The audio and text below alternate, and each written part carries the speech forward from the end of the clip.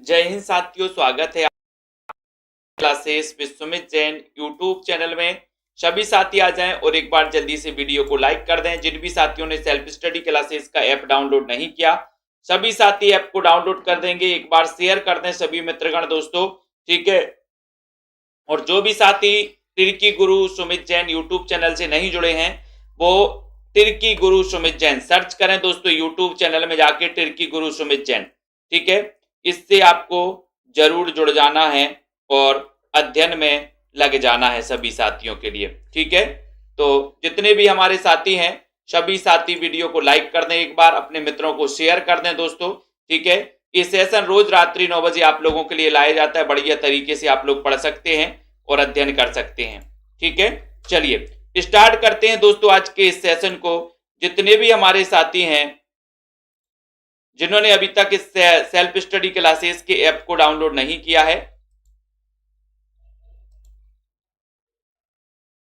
जल्दी से आ जाएं, ठीक है। और जिन भी साथियों को दोस्तों कोर्स में एडमिशन लेना है, ये ऑफर जल्दी ही समाप्त होने वाला है 1500 वाला। सभी साथियों को ये 1500 वाला ऑफर है, आज रात्रि 12 बजे तक है, ठीक है। 1500 नहीं, 1500 में नहीं, 1200 में 12 महीने का ऑफर है, ठीक है। तो एक दिन बढ़ा दिया गया था इस ऑफर के लिए। तो जिनको भी एडमिशन लेना, आज रात्रि 12 बजे तक आप सभी साथी एडमिशन ले सकते हैं दोस्तों, ठीक है। उसके बाद आपको ये एडमिशन दोस्तों 1200 में नहीं मिलेगा। जो भी हमारे मास्टर कैडर वाले साथी हैं, टीजीटी पीजीटी वाले साथी हैं, सभी साथी, ठीक है। और दोस्तों यहां पर जिनको भी नोट्स मंगवाना हिंदी साहित्य के, ये नोट्स भी आप मंगवा सकते हैं। ये दोस्तों 3000 लगभग 3000 एमसीक्यू की बुक है, जो आप टॉपिक वाइज है मंगवा सकते हो। एमपी टेट टीजीटी पीजीटी मात्र 599 में आप अपने घर पर मंगवा सकते हो, ठीक है। और ये दोस्तों आपके लिए गद्य साहित्य और पद्य साहित्य के नोट्स हैं। ये नोट्स आप 1600 में मंगवा सकते हो पोस्ट चार्ज सहित, ठीक है। और अगर तीनों मंगवाना है, गद्य पद्य साहित्य और 3000 एमसीक्यू, तो ये आप टोटल 2100 रुपए में आप अपने घर पर मंगवा सकते हो, पोस्ट चार्ज सहित है, ठीक है, बिल्कुल। चलिए तो स्टार्ट करते हैं आज के इस सेशन को। सभी साथी को बताना है कि अपभ्रंश का वाल्मीकि किसे कहा जाता है। चयन करना है, लाइक करना है, अपने मित्रों को शेयर भी कर देना है। सभी लोग बताइएगा जल्दी से, अपभ्रंश का वाल्मीकि किसे कहा जाता है। अपभ्रंश का वाल्मीकि किसे कहा जाता है, बहुत ही शानदार क्वेश्चन है। स्वयंभू को कहा जाता है, पुष्पदंत को कहा जाता है, हेमचंद्र या फिर देवसेन को कहा जाता है। देखते हैं सबसे पहले कौन नंबर बताएगा। और सभी लोगों का आंसर है 50 में राइट आंसर बताना है कि सर वो कहा जाता है स्वयंभू, स्वयं वाल्मीकि। बोले हम स्वयं वाल्मीकि हैं, स्वयं वाल्मीकि से मिले थे स्वयं। तो स्वयंभू को अपभ्रंश का वाल्मीकि कहा जाता है। उसके बाद क्वेश्चन आता है कुमारपाल प्रतिबोध। कुमारपाल प्रतिबोध के रचनाकार कौन है? हेमचंद्र है, मेरुतुंग है, सोमप्रभ सूरी है, सारंगधर है। कुमारपाल प्रतिबोध बताना है गीता सिंह जी, रोहिणी जी, सभी लोग बताएंगे कुमारपाल प्रतिबोध। 51 नंबर का क्वेश्चन है, देखते हैं कौन कौन बता रहा है। कुमारपाल, कुमार लोग आजकल क्या कर रहे हैं बताइए जल्दी से। कुमार यानी कुमारे, है ना। और बोले सर कुमारे लोग आजकल सोम रस का, है ना, ज्यादा यूज कर रहे हैं, सोम। तो कुमार से कुमारपाल प्रतिबोध, और इसके रचनाकार हैं सोमप्रभ सूरी, यानी कि सी नंबर आपका बिल्कुल शानदार क्वेश्चन है, राइट आंसर है। शेयर कर दो सभी साथी। अब प्राकृत का पाणिनि किसे कहा जाता है? प्राकृत का पाणिनि पूछा है, जल्दी से बताइए। प्राकृत का पाणिनि लाइक कर दो, शेयर कर दो हमारे सभी मित्रों का। रोज रात्रि 9 बजे क्लास होती है। जिन भी साथियों को एडमिशन लेना है, जो भी हमारे मास्टर कैडर वाले साथी हैं, टीजीटी पीजीटी एमपी टेट वाले जो भी साथी हैं, हिंदी साहित्य जिनको पढ़ना है, अभी 1200 का ऑफर है, रात्रि 12 बजे तक है। एक दिन ऑफर का बढ़ा दिया गया था दोस्तों, है ना। अब ऑफर समाप्त हो जाएगा आज रात्रि 12 बजे। तो प्राकृत का पाणिनि किसे कहा जाता है? करना क्या है, self study classes app download करना है, उसमें ऐप ओपन करना है। सबसे ऊपर ही आपको दिखेगा 1200 वाला कोर्स, उसको बाय नाउ कर लेना है ना, जुड़ जाना है। प्राकृत का पाणिनि किसे कहा जाता है? और 52 नंबर के क्वेश्चन में वो कहा जाता है हेमचंद्र को। हेमचंद्र किस सती के माने जाते हैं? हेमचंद्र किस सती के माने जाते हैं, जल्दी से बता दो। इनकी एक रचना है, कौन सी है, जल्दी से बताइए। शब्दानुशासन या फिर काव्य अनुशासन, कौन सी है? बताना है तो यहां पर प्राकृत का पाणिनि, ये नंबर आपका शानदार क्वेश्चन है। अगला क्वेश्चन है रासो शब्द की व्युत्पत्ति रसायन से किसने मानी है? किसने मानी? अरुण कुमार जी बताइए। 53 नंबर का क्वेश्चन है। रासो शब्द की उत्पत्ति रसायन से पूछी है। ये रसायन वाला क्वेश्चन तो कई बार आ चुका है। रासो शब्द की व्युत्पत्ति रसायन से मानने वाले विद्वान कौन से हैं? सभी लोग बताएंगे। रोज रात्रि 9 बजे लाइव क्लास आप लोगों के लिए लाई जाती है, ठीक है। जल्दी से बताइए, फटाफट से, जल्दी से चयन करना है। रासो शब्द की व्युत्पत्ति रसायन से किसने मानी है? 53 नंबर का क्वेश्चन है। 53 नंबर के क्वेश्चन में सभी लोगों को बताना है। 53 का राइट आंसर क्या हो जाएगा? उत्तर है रामचंद्र शुक्ल, ठीक है। रसायन से मानी है रामचंद्र शुक्ल ने। बी नंबर आपका बिल्कुल सही है, ठीक है। हरप्रसाद शास्त्री ने रासो की व्युत्पत्ति मानी है। हरप्रसाद शास्त्री ने रासक से मानी है, राजयस से मानी है, रासुई से मानी है, या फिर रहस्य से मानी है। सभी लोग चयन करें। और दोस्तों 9:45 पर टिर्की गुरु यूट्यूब चैनल पर मैराथन क्लास आएगी, ठीक है। 9:45 पर टिर्की गुरु यूट्यूब चैनल पर मैराथन क्लास आएगी। सभी लोगों को पढ़ना अनिवार्य है। ऊपर लिंक भी दी है। तो हरप्रसाद शास्त्री रासो शब्द की उत्पत्ति, रासो तो अपन ने कई बार पढ़ा है कि सर हर, तो हर से हो जाएगा हर व्यक्ति। और हर व्यक्ति क्या प्राप्त करना चाहता? राजयश। राजयश प्राप्त करना चाहता है कौन? हर व्यक्ति। तो हर से हो जाएगा राजयश से, यानी कि बी आपका बिल्कुल सही आंसर हो जाएगा। अगले क्वेश्चन की ओर हम जाएंगे। अगला क्वेश्चन दोस्तों आपकी स्क्रीन पर आ रहा है। तैयार रहें, लाइक कर दो जल्दी से। ये सारी की सारी प्रैक्टिस आपको बहुत बढ़िया बम्पर तरीके से करना है। रासो शब्द की व्युत्पत्ति का प्रचलित और सैद्धांतिक मत क्या है? सैद्धांतिक और प्रचलित मत बताना है। सुबोध जी बताइए, प्रचलित और सैद्धांतिक मत क्या है? रासक, रास, रसायन या फिर राजयश? चयन करो जल्दी से, फटाक से बताना है। इतना शानदार क्वेश्चन है, बहुत ही बढ़िया क्वेश्चन है। चयन करो। रासो शब्द की व्युत्पत्ति, रासो शब्द की व्युत्पत्ति का प्रचलित और सैद्धांतिक मत क्या है? सैद्धांतिक मत क्या है? 55 नंबर का शानदार क्वेश्चन है। 55 नंबर में सभी लोग बिल्कुल शानदार क्वेश्चन बता रहे कि सर इसका जो सैद्धांतिक मत है वो है क्या? रासक। सैद्धांतिक मत है रासक, प्रचलित मत है रासक। ये नंबर आपका सही है, ठीक है। रासो शब्द की व्युत्पत्ति के लिए प्रचलित और सैद्धांतिक मत है रासक। रासक याद करो, ये नंबर। नेक्स्ट क्वेश्चन आपकी स्क्रीन पर आ रहा है। खुमाण रासो रचनाकार सुमेलित करना है दोस्तों, आपको सुमेलित करिए। यहां पर खुमाण रासो किसकी रचना है? बीसल देव रासो किसकी रचना है? ठीक है। पृथ्वीराज रासो किसकी रचना है? परमाल रासो किसकी रचना है? तो लगभग सभी लोगों को पता है कि सर खुमाण रासो की बात करें तो खुमाण रासो ये जो रचना है दलपति विजय की है। बीसल देव रासो नरपति नाल की रचना है, नरपति नाल, ठीक है। पृथ्वीराज रासो चंद्रबरदाई की रचना है। परमाल रासो जगनिक की रचना है, ठीक है। तो ये तो लगभग सभी बिल्कुल। जीवन जी बिल्कुल एमपी टेट के लिए इंपॉर्टेंट है, एमपी टेट के लिए रेगुलर पढ़ना है, ठीक है। अगला क्वेश्चन है जयचंद्र प्रकाश किसने लिखा? 57 नंबर का क्वेश्चन है। जयचंद्र प्रकाश किसने लिखा है? आरुषि जी बताइए, रोहिणी जी, सुषमा जी चयन करना है। और एमपी टेट वाले हमारे कितने हैं यहाँ पर साथी? जरा हाथ खड़ा कर दो। जयचंद्र प्रकाश किसने लिखा? भट्ट केदार ने, मधुकर कवि, नल्ल सेन या फिर कोई नहीं? जयचंद्र प्रकाश बताना है। दारसू जी, दयाराम जी चयन करो।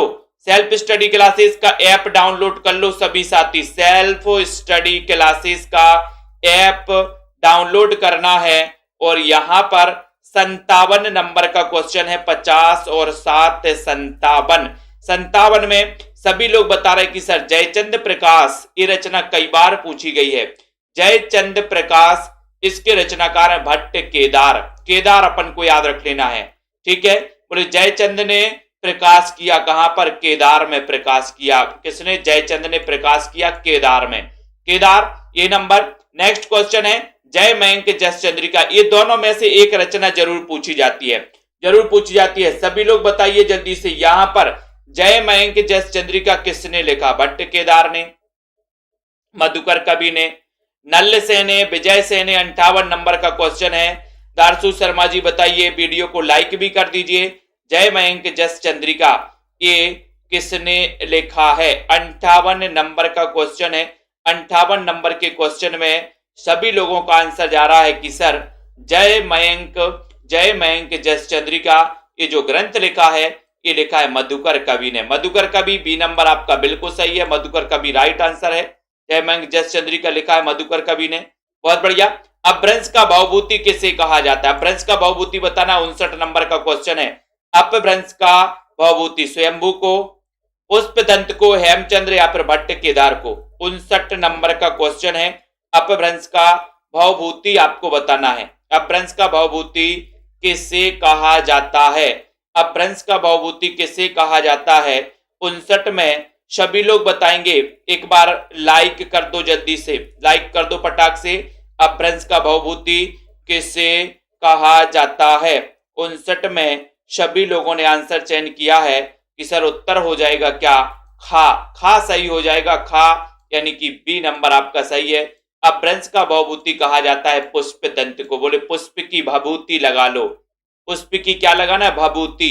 पुष्प की भभूति लगाना है। पुष्प की भभूति तो भवभूति पुष्पदंत, बी नंबर। शानदार क्वेश्चन, बहुत बढ़िया। हजारी प्रसाद द्विवेदी ने पृथ्वीराज रासो को माना है, क्या माना है? 60 में क्या माना है? प्रमाणिक माना है, क्या माना है? सभी लोग बताएंगे।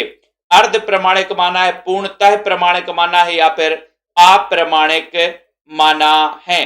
तो चयन करिए, फटाक से उत्तर बताना है। उत्तर बताने पर ध्यान लगाना है अपन को। संगीता, ऋषिकांत जी, हजारी प्रसाद द्विवेदी ने पृथ्वीराज रासो को क्या माना है? और 60 नंबर का क्वेश्चन है। 60 नंबर के क्वेश्चन में सभी लोगों का शानदार क्वेश्चन आया है कि सर 60 में आप उत्तर लगाओ अर्ध प्रमाणिक। अर्ध प्रमाणिक अपन को याद कर लेना है। बी नंबर आपका सही है। हजारी प्रसाद द्विवेदी ने बोला कि मैं हजारों बार बोल रहा हूं कि ये जो पृथ्वीराज रासो ये अर्ध प्रमाणिक है, अर्ध प्रमाणिक ग्रंथ माना जाता है। बी नंबर, ठीक है। चंद्रप्रदाई का मूल निवास स्थान बताना है। मूल निवास स्थान कहां था? बताइए। आनंद जी बताइए, गीता, सुनैना, राहुल जी, सभी लोग बताएंगे। आरती वर्मा जी, प्रदीप जी, ठीक है, असद जी, पार्वती जी, चयन करिए। सुबोध जी, चंद्रप्रदाई का मूल निवास बताना है। चंद्रप्रदाई जो कि हिंदी के प्रथम महाकवि माने जाते हैं। जिन भी साथियों को नोट्स मंगवाना हिंदी साहित्य के गद्य और पद्य साहित्य वाले, ये 3000 एमसीक्यू की जो बुक है, लगभग 3000 एमसीक्यू, ये भी आप मंगवा सकते हो दोस्तों। मात्र 599 में ये बुक है, ठीक है। जिनको भी मंगवाना है आप संपर्क कर सकते हो। ये बुक अपने आप अपने घर पर प्रैक्टिस के लिए बहुत ही बढ़िया है, टॉपिक वाइज, ठीक है। और 61 नंबर के क्वेश्चन में सभी साथियों का आंसर गया कि सर चंद्रप्रदाई का जो मूल निवास था वो निवास था लाहौर, यानी कि बी नंबर आपका बिल्कुल सही है। अगले क्वेश्चन की ओर हम बढ़ेंगे। अगला है संध्या भाषा से क्या तात्पर्य है? संध्या भाषा से क्या तात्पर्य है? संध्या समय की भाषा, सायंकाल की भाषा, अभिप्राय युक्त वाणी या फिर अभिधात्मक शब्द। संध्या से बताना, संध्या भाषा से क्या तात्पर्य है? संध्या भाषा से क्या तात्पर्य है? शानदार क्वेश्चन है। संध्या भाषा से क्या तात्पर्य दोस्तों? चयन करिए और लाइक भी कर दीजिए अपने सभी साथी। संध्या भाषा से क्या तात्पर्य है ये बताना है आपको। वीडियो को लाइक भी कर देना है, इतना अच्छा क्वेश्चन है। संध्या भाषा से बताना है। और 62 नंबर के क्वेश्चन में सभी लोगों ने आंसर लगाया कि सर अभिप्राय युक्त वाणी ये संध्या भाषा से तात्पर्य है। इसका अर्थ है, यानी कि आपका जो सी नंबर है वो बिल्कुल सही है। See number, very good answer, ठीक है। नेक्स्ट है संदेश राशक है। संदेश राशक क्या है? महाकाव्य है, खंड काव्य है, क्या है संदेश राशक? क्या है संदेश राशक? भक्ति काव्य है, गीति काव्य है, संदेश राशक क्या है? 63 नंबर का क्वेश्चन है। 63 नंबर के क्वेश्चन में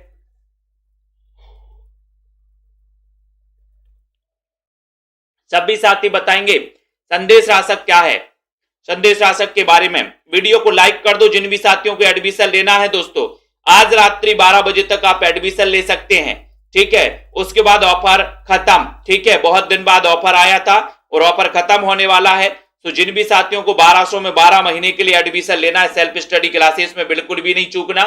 संदेश राशक क्या है? खंड काव्य, क्योंकि संदेश जो है ये खंडित नहीं होना चाहिए, है ना। और इसके रचनाकार कौन है? अब्दुल रहमान है। और इस संदेश राशक को हजारी प्रसाद द्विवेदी ने हिंदी की प्रथम रचना माना है। ठीक है, वेरी गुड। पृथ्वीराज रास को श्याम सुंदर दास ने माना है। क्या माना है? क्या माना है? श्याम सुंदर दास जी ने। शिखा जी बहुत बढ़िया आंसर आ रहा है। सुंदर यानी कि 64 नंबर का क्वेश्चन है। श्याम सुंदर, सुंदर अपन को याद रख लेना है। सुंदर चीज कैसी होती है? बोले सर प्रमाणिक होती है। प्रमाणिक। सुंदर चीज कैसी होती है? प्रमाणिक। तो यहां पर श्याम सुंदर दास भी पृथ्वीराज रासो को क्या मानेंगे? क्या मानेंगे? बोले सर सुंदर चीज प्रमाणिक। तो प्रमाणिक से क्या हो जाएगा? प्रमाणिक। पृथ्वीराज रासो को श्याम सुंदर दास ने प्रमाणिक माना है। हजारी प्रसाद द्विवेदी ने अर्ध प्रमाणिक माना है। ठीक है, और उसके बाद क्वेश्चन है चंद बरदाई को किसने हिंदी संसार का चासर कहा? बहुत अच्छा क्वेश्चन है।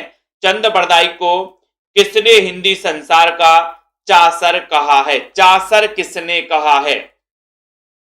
चासर बताना है किसने कहा है। 65 नंबर का क्वेश्चन है।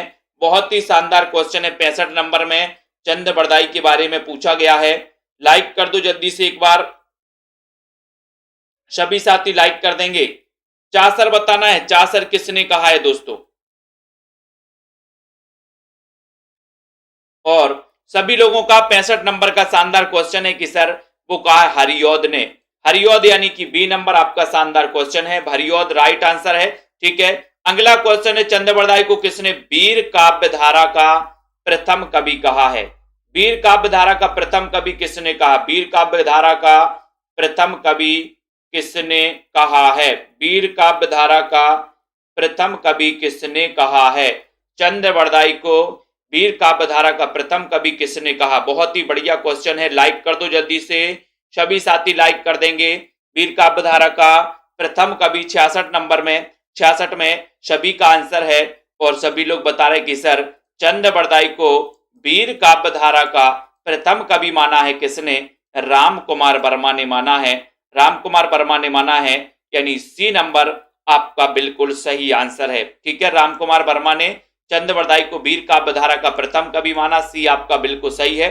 ठीक है, बहुत सारे लोग ए बता रहे थे लेकिन आपका आंसर गलत और उत्तर हो गया सी। किस कृति के आधार पर पृथ्वीराज रासो पर संदेह होने लगा? किस कृति के आधार पर होने लगा? 67 नंबर का क्वेश्चन है।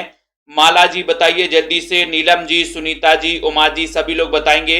रोज रात्रि 9 बजे क्लास होती है साहित्य की, सभी लोग जुड़े रहेंगे लाइव क्लास से। किस कृति के आधार पर पृथ्वीराज रासो पर संदेह होने लगा है? 67 में। और सभी लोग 67 नंबर के क्वेश्चन में बता रहे कि सर वो होने लगा है किसके आधार पर? आराधना सिंह जी, किसके आधार पर? पृथ्वीराज विजय के आधार पर पृथ्वीराज रासो पर संदेह होने लगा। ये कृति ए नंबर आपका बिल्कुल सही है। किस कवि ने अपने को सठ भाषा तथा पुराणों का ज्ञाता होने का दावा किया है? किस कवि ने अपने को सठ भाषा तथा पुराणों का ज्ञाता होने का दावा किया है? किस कवि ने किया है बताइए? चंद बरदाई ने किया है क्या? दलपति विजय, मधुकर या फिर जगनिक ने किया है? किस कवि ने किया है? एक बहुत ही शानदार क्वेश्चन, एक बढ़िया सा क्वेश्चन आपसे पूछा गया है। सभी लोग बताएंगे, वीडियो को लाइक भी कर देंगे दोस्तों। किस कवि ने किया है? तो यहां पर लाइक करो जल्दी से सभी साथीगण। 68 नंबर का क्वेश्चन है और 68 नंबर के क्वेश्चन में सभी ने बताया कि सर चंद बरदाई ने अपने को सठ भाषा और पुराणों का ज्ञाता कहा है, यानी कि आपका उत्तर ये नंबर बिल्कुल सही आंसर है। ये नंबर जिन्होंने भी बताया है उनका आंसर बिल्कुल सही है। ठीक है, बहुत बढ़िया। नेक्स्ट क्वेश्चन आपकी स्क्रीन पर आ रहा है। 12 मासा का आरंभ किस महीने से माना जाता है? जल्दी से बताइए, 12 मासा का बताना है ना। 69 नंबर का क्वेश्चन है। 69 नंबर का क्वेश्चन है दोस्तों। यहां पर जो 12 मासा वर्णन है उसकी बात हो रही है। ठीक है, नहीं तो 12 महीना आप हिंदी वाले 12 महीना पढ़ते रहो। यहां पर जो 12 मासा वर्णन हुआ है ना, बीसलदेव रासो में 12 मासा वर्णन, वो 12 मासा वर्णन की बात हो रही है, नहीं तो आप चैत बताओ, है ना। वैसे तो 12 महीनों का चैत से माना जाता है, चैत बैसाख जेठ इस प्रकार से, है ना। लेकिन आपको यहां पर याद रख लेना है कि वो 12 मासा पूछा है और इसका आरंभ माना जाता है आषाढ़ महीने से, ठीक है। तो यहां पर जो बी नंबर है, बी नंबर आपका बिल्कुल सही है, ठीक है, वेरी गुड। अगले क्वेश्चन की ओर जाएंगे। लाइक करना है, शेयर करना है। अपना अगला क्वेश्चन स्क्रीन पर है कि किस काव्य ग्रंथ में प्रथम बार 12 मासा का वर्णन किया गया। 70 नंबर का क्वेश्चन है, 70 में आपको चयन करना है, लाइक करना है, किस काव्य ग्रंथ में प्रथम बार 12 मासा का दोस्तों वर्णन किया गया। ऊपर लिंक दी है टिर्की गुरु यूट्यूब चैनल की, जिसमें 9:45 पर क्लास शुरू होगी, मैराथन क्लास होगी, सभी लोग पढ़ लें दोस्तों, है ना। और ये मैराथन क्लास आपके लिए बहुत ही उपयोगी होगी, ठीक है।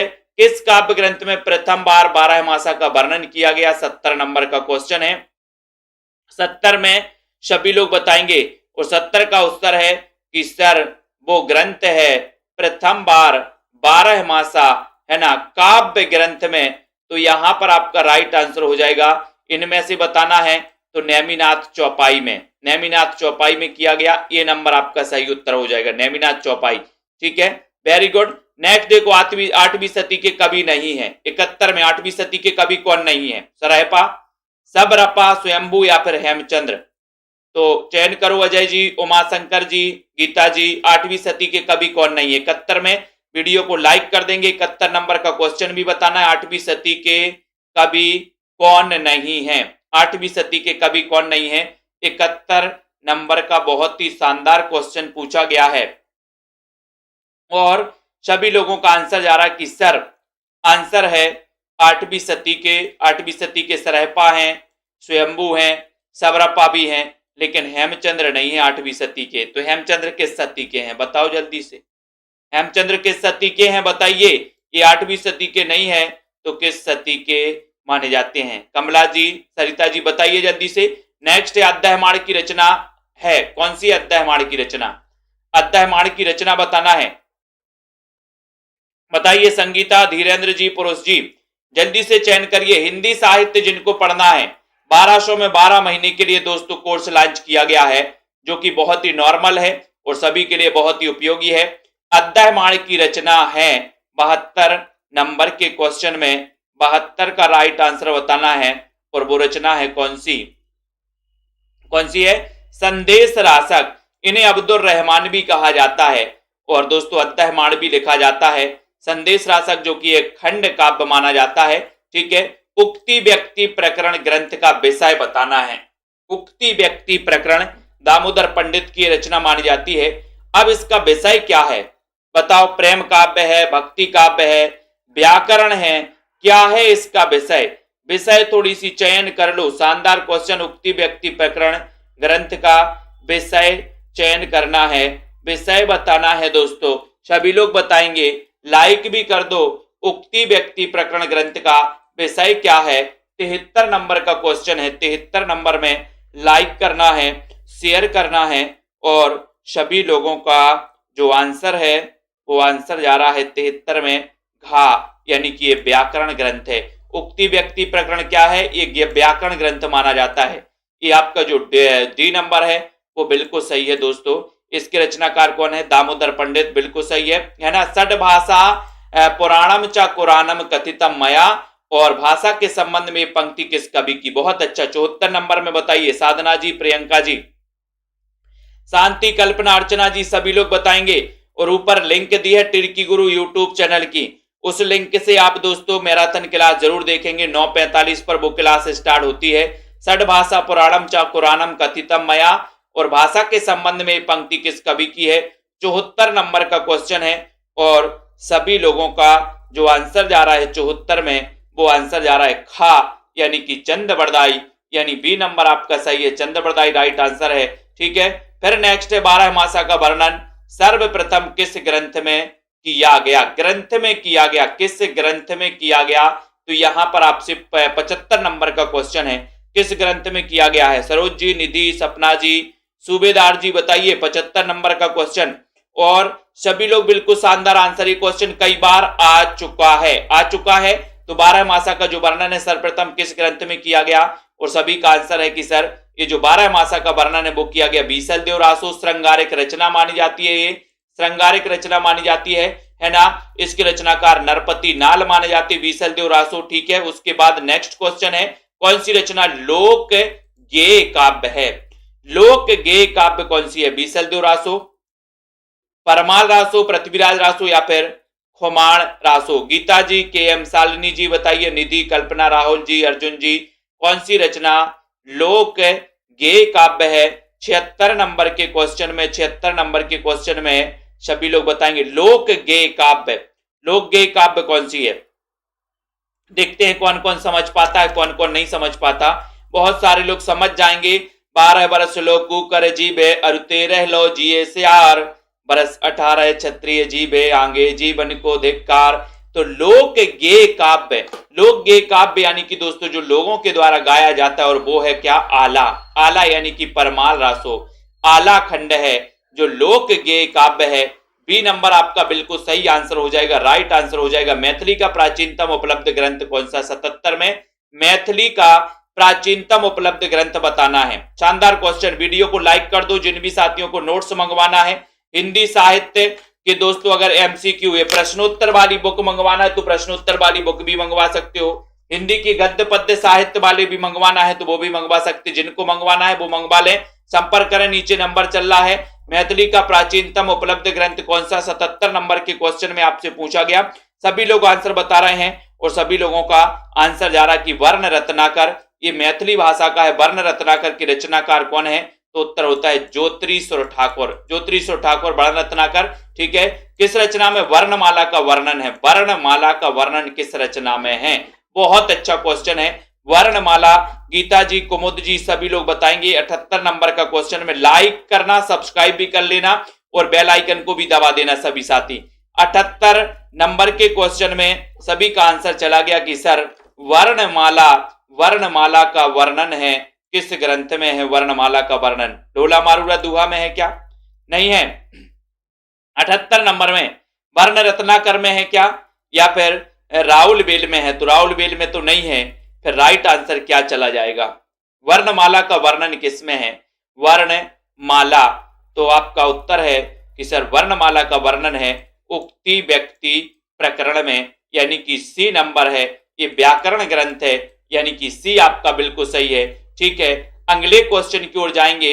नेक्स्ट क्वेश्चन है किसे शब्दकोश कहा जाता है? 79 नंबर। शब्दकोश किसे कहा जाता है? अंशु जी, रेखा जी, ममता जी, पार्वती, रीना, सुनीता जी। शब्दकोश किसे कहा जाता है? शानदार क्वेश्चन। शब्दकोश किसे कहा जाता है?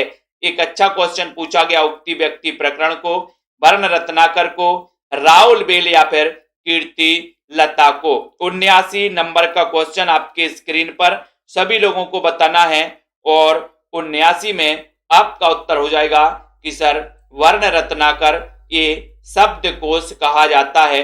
ज्योतिरीश्वर ठाकुर की रचना है। भाषा है मैथिली। भाषा क्या है? मैथिली है। ये भी क्वेश्चन कई बार आया वर्ण रत्नाकर की, ठीक है। नेक्स्ट है कौन सा ग्रंथ विरह गीत काव्य है? विरह गीत काव्य बता दो जल्दी से।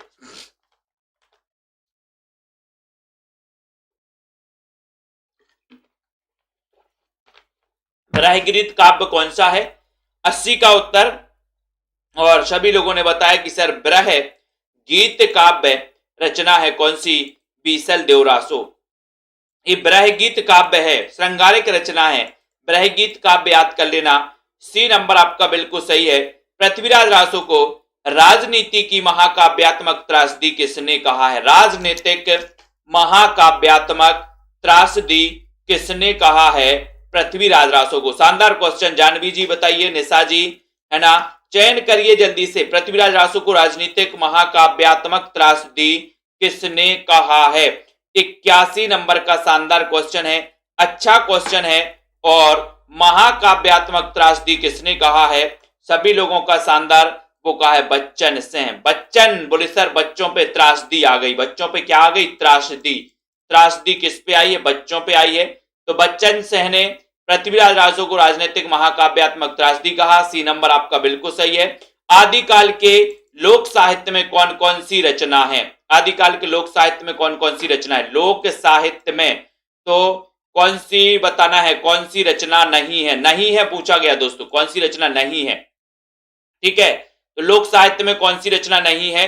82 नंबर का क्वेश्चन है और 82 नंबर में बसंत विलास है, ढोला मारूरा दुआ है, खालिक बारी भी है।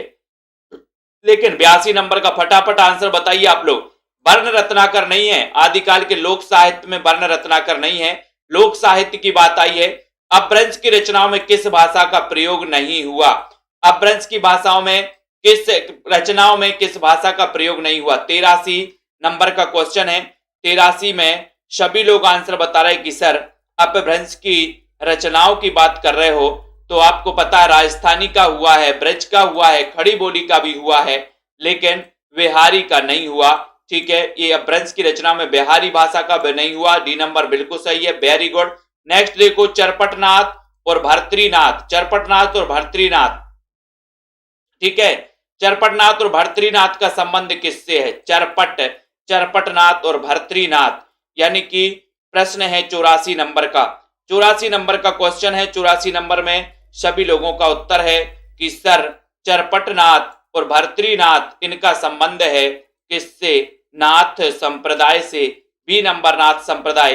नाथ संप्रदाय याद करो। चरपटनाथ सभी को पता। हठयोग का प्रभाव निम्न कवियों में से किस पर पड़ा? हठयोग का प्रभाव 85 नंबर का क्वेश्चन है। दो विकल्प हैं, स्वयंभू और एक है घाघ भट्टरी। तो हठयोग का प्रयोग प्रभाव बताना है किस पर पड़ा है, किस पर पड़ा है। एक क्वेश्चन आपकी और स्क्रीन पर यहां पर देखने को मिलेगा, हठयोग का प्रभाव बताना है। ठीक है,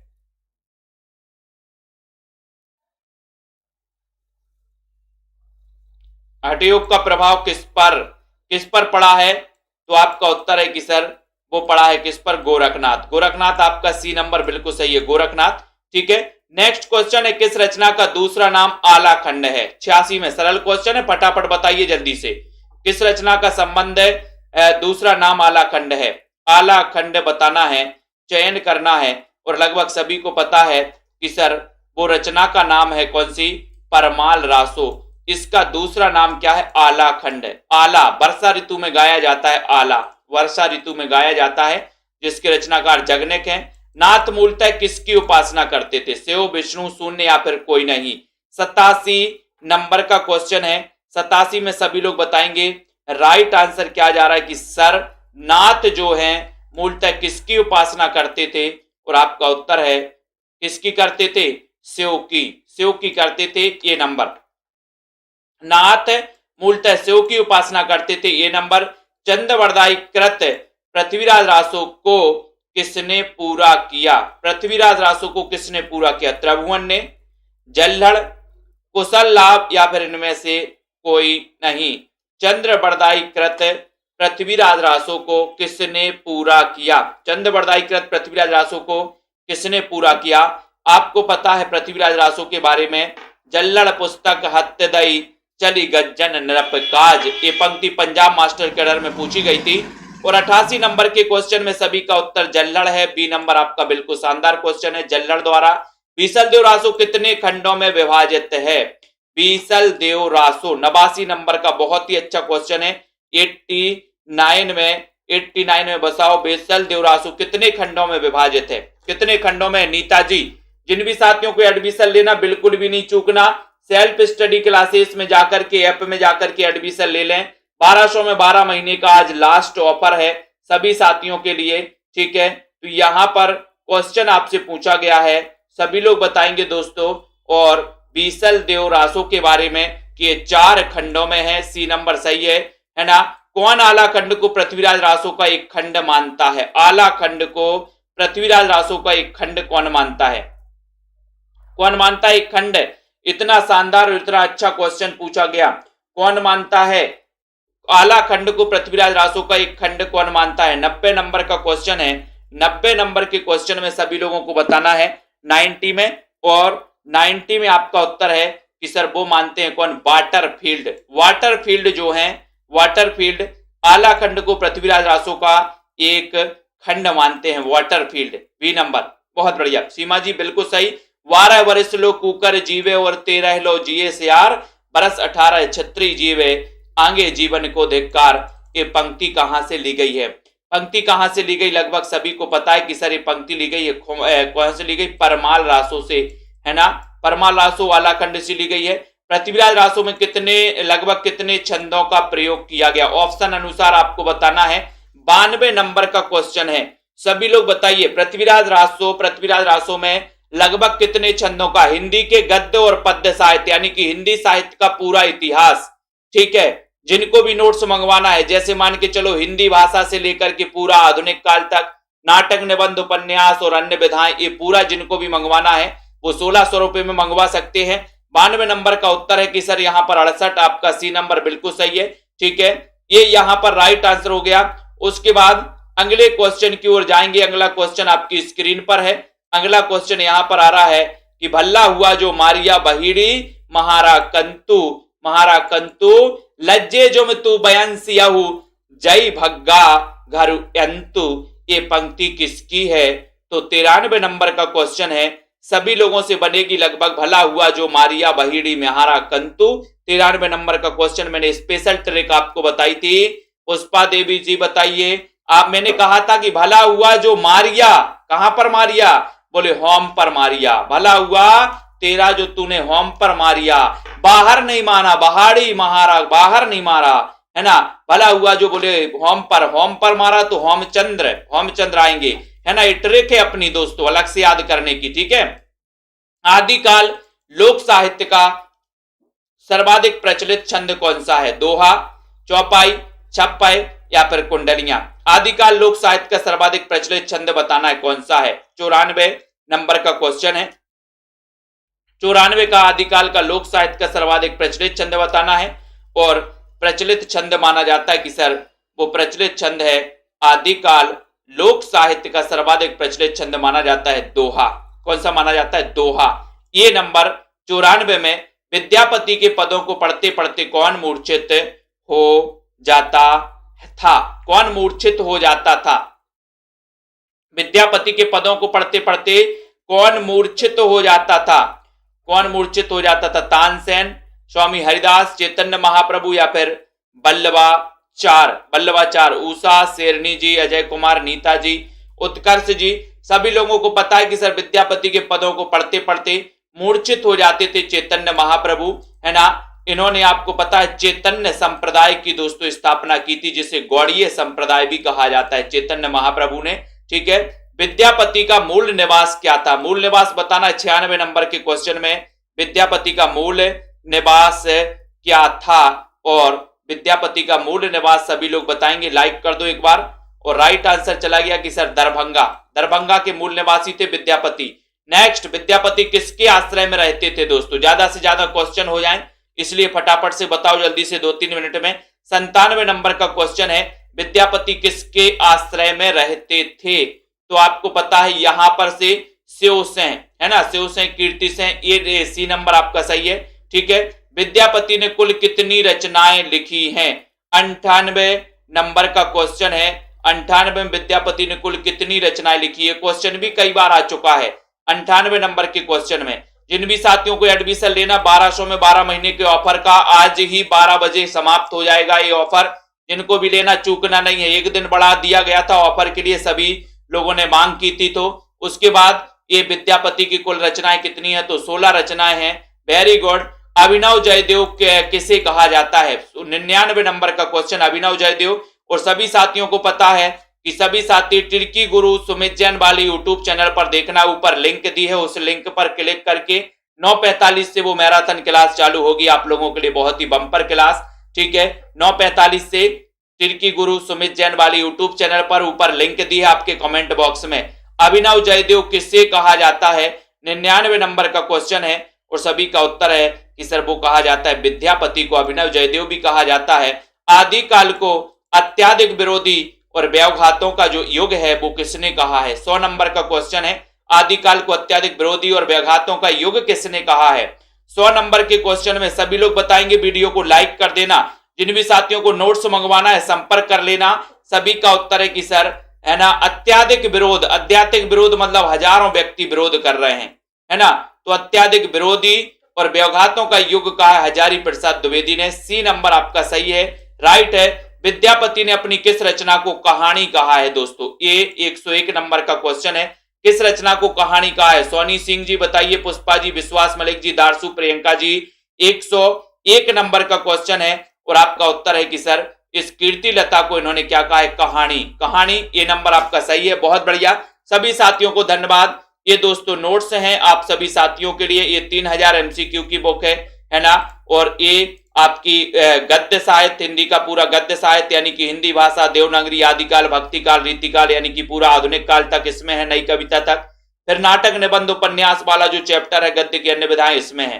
तो जिनको भी ये नोट्स मंगवाना है संपर्क कर सकते हैं दोस्तों, ठीक है। और दोस्तों जिनको भी एडमिशन लेना है, रेखा त्रिपाठी, रोहिणी जी, मुस्कान जी, शेरनी जी, है ना, विशाल जी, मेधा नामबर जी, आराधना जी, निधि जी, बिंदु जी, सोनी, सुनील कुमार जी, है ना, नीतू जी और अंजू जी। बहुत बढ़िया, सभी लोग जिनको भी लेना है, ठीक है। शैली जी, शैली, राहुल जी, मनीषा जी, मंजू जी, अजय जी, प्रदीप पाठक जी, ठीक है, पार्वती जी, आन्या जी, उत्कर्ष जी, ठीक है, सभी, आस्था सिंह जी, सुनैना जी, मनीषा, वीरेंद्र जी, रीमा कुमारी जी, राहुल जी, दारसू जी, कल्पना जी, अनंत कुमार जी, सीमा नामबर जी, मनीषा, बहुत बढ़िया, रिंकी जी, शिल्पा जी, ठीक है, हरीश चंद्र वर्मा जी, अर्चना जी, कमला जी, विजय कांत जी, आदर्श जी, गीता, रमाशंकर जी, दारसू जी, आरती, प्रीति, आनंद जी, आकाश जी, विशाल जी, आराधना जी, बीनू जी, प्रताप जी, प्रहलाद जी, उपासना जी, KM शालिनी, दारसू जी, आरती जी, बहुत बढ़िया, ठीक है। तो राम जी, RRMB चैनल जी, बहुत बढ़िया, ठीक है, अजय जी, IDRS जी, गीता जी, रवि जी, ठीक है, मेधा, संगीता जी, ज्ञानेश जी, सभी साथियों को धन्यवाद। ये ऊपर लिंक दी है रवि जी, ऊपर लिंक से जुड़ जाओ। तिरकी गुरु सुमित जैन वाले चैनल से अरुण जी, ठीक है, उस पर मैराथन क्लास आने वाली है। सभी को धन्यवाद। जय हिंद।